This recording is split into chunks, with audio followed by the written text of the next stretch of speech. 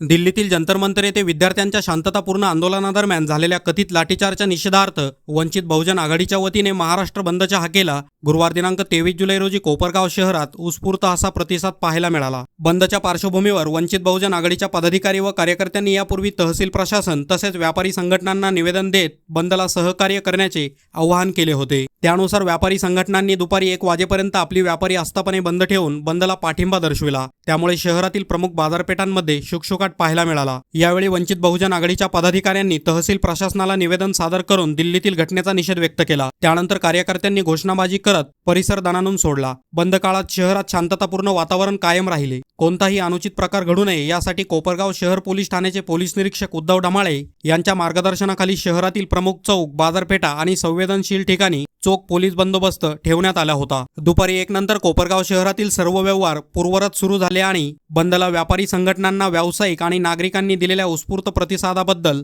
वंचित बहुजन आघाडीच्या पदाधिकाऱ्यांनी प्रशासन, व्यापारी संघटना तसेच सर्व नागरिकांचे मनपूर्वक आभार मानले आहे। बातमी तुमची प्राधान्य आमचं। प्राधान्य न्यूजसाठी प्रमोद पवार, कोपरगाव। वंचित बहुजन आघाडीचे राष्ट्रीय अध्यक्ष श्रद्धेय बाळासाहेब आंबेडकर यांनी 21 तारखेला जी हाक दिली होती की 23 तारखेला संपूर्ण महाराष्ट्र कडकडीत बंद ठेवण्यात येणार आहे, त्या अनुषंगाने आज संपूर्ण कोपरगाव शहरातील मोठे व्यापारी असतील, छोटे व्यापारी, फळ विक्रेते आणि छोट्या व्यवसाय करणारे आमचे बांधव असतील, त्यांनी स्वयंस्फूर्तीने बंद करून आम्हाला सहकार्य केलेलं आहे। त्याबद्दल मी त्यांचे हार्दिक अभिनंदन करतो। त्याचबरोबर कोपरगावचे संपूर्ण मीडियाचे पत्रकार यांनी सुद्धा या बंदला मोठं सहकार्य केलं, त्यांचं सुद्धा आम्ही अभिनंदन करतो। त्यानंतर कोपरगाव पोलीस स्टेशनचे पोलीस निरीक्षक श्री डमाळे साहेब यांनी आम्हाला चोख बंदोबस्त देऊन सहकार्य केलं, त्याबद्दल त्यांचे देखील पोलीस प्रशासनाचे आमच्या सगळ्यांच्या वतीने आम्ही अभिनंदन करतो। आणि हा बंद शांततेच्या मार्गाने यशस्वी झाला असं मी जाहीर करतो व पोलीस प्रशासनाला विनंती करतो की त्यांनी गावामध्ये शेजारी दुकानदारांना मोकळं करून देण्यास आमची कुठल्याही प्रकारची हरकत नाही आणि हा बंद इथं संपला असं मी जाहीर करतो। जय भीम, जय महाराष्ट्र। आज महाराष्ट्र बंद असं श्रद्धेय बाळासाहेब आंबेडकरांनी हे जाहीर केलेलं होतं 23/7/2026 ला। त्या अनुषंगाने आज आम्ही कोपरगाव हे संपूर्ण बंद ठेवण्याचा प्रयत्न केला व दिल्ली जंतर मंतर येथे जे अनुचितपणे जे मारहाण चालू होते विद्यार्थ्यांना व विद्यार्थ्यांची मागणी ती केंद्र सरकारने तत्काळ मान्य करून शिक्षण मंत्र्याचा राजीनामा घेऊन त्यांना मंत्रिमंडळातून हकालपट्टी करावी ही प्रमुख मागणी वंचित बहुजन आघाडी घेऊन आलेली होती व वंचित बहुजन आघाडीच्या वतीने आज जे कोपरगाव बंद राहिलं किंवा बंद केलं तर सर्वप्रथम सर्व व्यापारी, छोटे दुकानदार व व्यापारी असोसिएशनचे आम्ही आभारी आहोत, त्यांनी आम्हाला सहकार्य केल्याबद्दल। तसंच कोपरगाव शहर पोलीस स्टेशन व इतर सामाजिक संघटना व इतर सामाजिक पक्ष कोपरगाव शहरातले यांनी आम्हाला मदत केल्याबद्दल आम्ही त्यांचे आभारी आहोत। जय भीम, जय भारत।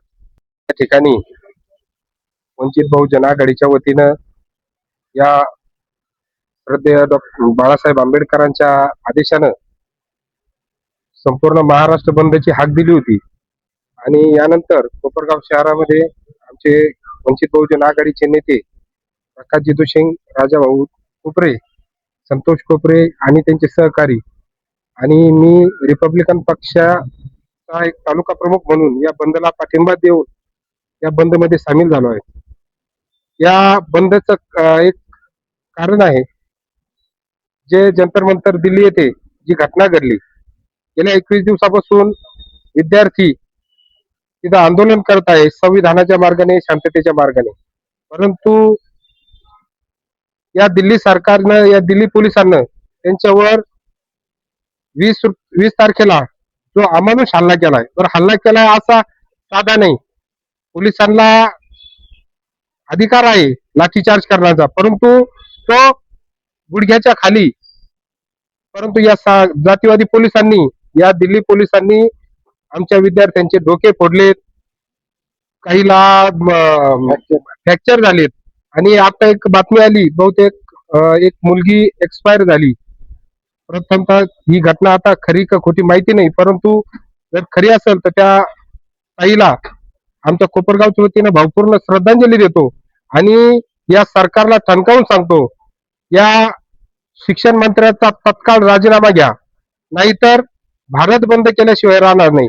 तुमची ही दडपशाही चालणार नाही, तुमची ही तानाशाही चालणार नाही. तुम्ही त्या आंदोलनामध्ये त्या पोलिसांच्या वेशात त्या पोलिसांना नेम प्लेट सुद्धा नाही, त्यांच्या नेम प्लेट काढून घेतल्या. सोनम वांगचुकला उचलून नेलं बेकायदेशीरपणाने. काही नाही, त्यांनी 20 दिवस असं संविधानिक मार्गाने ते आंदोलन करत होते. काही नाही, या सरकारचं आम्हाला एक ठणकावून सांगणं या सरकारला का जर तुम्ही दादागिरी करणार असेल तर याच्या पुढे भारत देश खपवून घेणार नाही. आता महाराष्ट्र बंद झालाय, येणाऱ्या काळात भारत बंद केल्याशिवाय आम्ही राहणार नाही. आणि या मोर्चाच्या माध्यमातून आम्ही एक विनंती करतो का धर्मेंद्र प्रधानचा राजीनामा झाला पाहिजे. ज्या विद्यार्थ्यांवर गुन्हे दाखल झालेले आहे त्यांचे गुन्हे तत्काळ मागे घेतले पाहिजे. ज्यांना अटक झाली त्यांना सोडून दिलं पाहिजे. जय भीम.